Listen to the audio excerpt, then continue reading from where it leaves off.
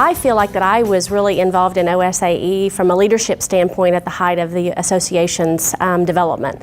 And so there are lots of memories, from our annual conferences at Shangri-La, costume parties, to our pub crawls in Tulsa that I did for the Tulsa Convention and Visitors Bureau, to watching men dance in tights in Norman, and you know, sitting for the CAE and doing all of those different wonderful trainings, and Ed Kelsey, of course, his witless humor, and then of course Pat Hall and all of his legislative activities and stuff.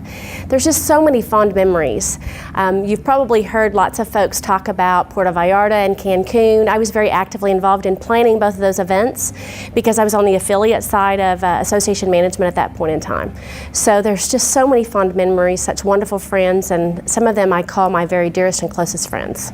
When I was being considered for presidency for OSAE, I was one of the very first Convention and Visitors Bureaus that was ever being considered for the position, because Convention and Visitors Bureaus typically were affiliates, but yet because they did so much with association management that it was kind of a gray area.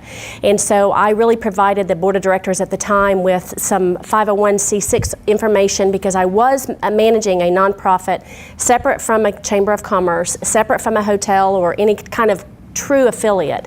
And so I think for me, it was gratifying for me to be able to be president of OSAE and be the first Convention and Visitors Bureau person. I don't know necessarily that my legacy is there, other than the fact that I led the organization during a time when we were growing. We went from managing the associations with little or no audiovisual to hiring PDC for the very first time. And so obviously, being a woman, there weren't very many women that were leaders in OSAE at the time, and so I followed wonderful, great leadership, and truly a lot of those folks are still my mentors today, so they paved the way for me to be successful. Some of my mentors still have impact on my career today. Ed Kelsey obviously is a longtime member of OSAE. He went from managing several different associations, working as legal counsel, but he also was a mentor to many of us who sat for the CAE exam. And so Ed kept current on the laws and rules and regulations that impacted our industry as a whole. And so I truly learned a lot from him, not only from when he was a presenter at various conferences, but more importantly, just one-on-one sessions with him and just brainstorming. The mentor, probably, there's two others that really stick out on my mind. One is Pat Hall, CAE and ASAE Fellow, of which he and Ed Kelsey are the only two in the state of Oklahoma that represent us at ASAE at that level of ASAE Fellowship. And so Pat Hall continues to be my mentor. He's the reason why I left the Tulsa Convention and Visitors Bureau and started the nonprofit Norman Convention and Visitors Bureau, and he's the reason why today I am not only at the state chamber but also doing association management on the side. And then obviously Richard Hess with Richard Hess and Associates, because of his 25 years of involvement in OSAE and running the organization and helping us be both fiscally and financially sound. You know, he touched many, many lives as far as the leaders that came before me and the leaders past. And so Richard is certainly one of those that I would consider a very dear colleague and someone who I learned a great deal from. Well, there's several things that I find rewarding. One is that you're always making a difference no matter what you do, not only for the profession, but just the association that maybe you represent at that point in time.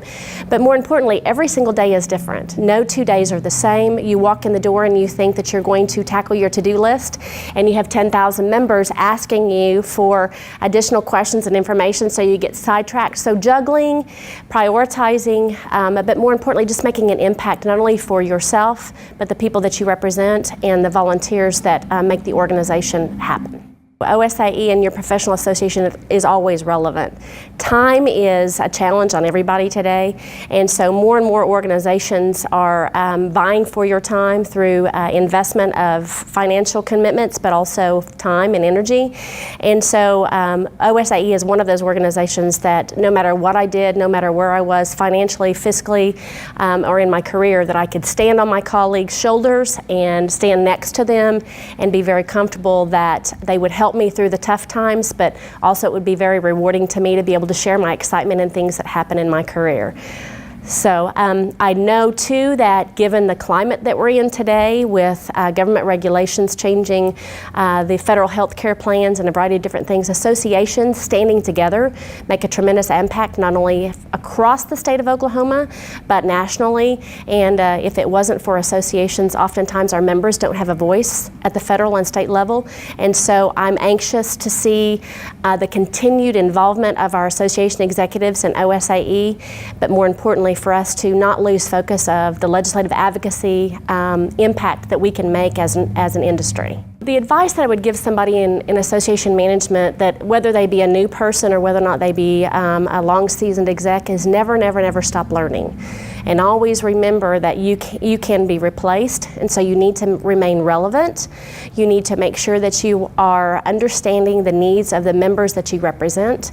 Oftentimes, it's very easy for association executives to get comfortable in their environment, stop learning, stop thinking about the things that lay the foundation for us to be successful.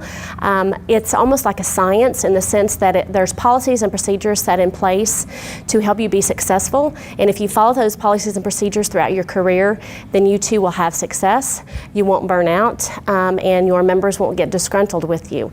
And I do lots of training across the state of Oklahoma, and I've also done some training with 5 other different states. And one of the things that I continually see is that chief executive officers often lose focus, that it becomes their association instead of the membership's organization that they represent. And so that really is something that I try to drive home, is that you are just the staff, and while oftentimes you are a staff-driven organization, the members are the ones that set the direction and the course for the organization.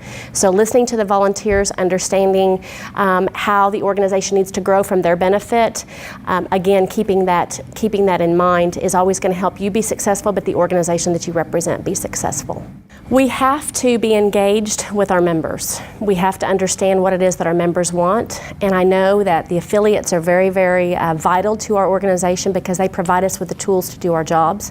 But we need to also make sure that we are very relevant to the association executive, because we are a professional association.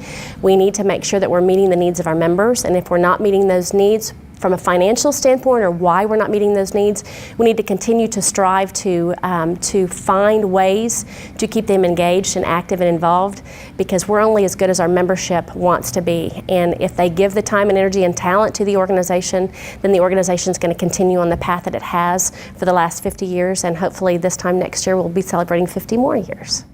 OSAE is phenomenal. I wouldn't have done it any differently. The organization made me the best that I possibly could be. They continue to challenge me. They continue to give me the resources that I need to grow as an individual, grow from a professional, but grow just in my knowledge and understanding of what it takes to truly run a professional association.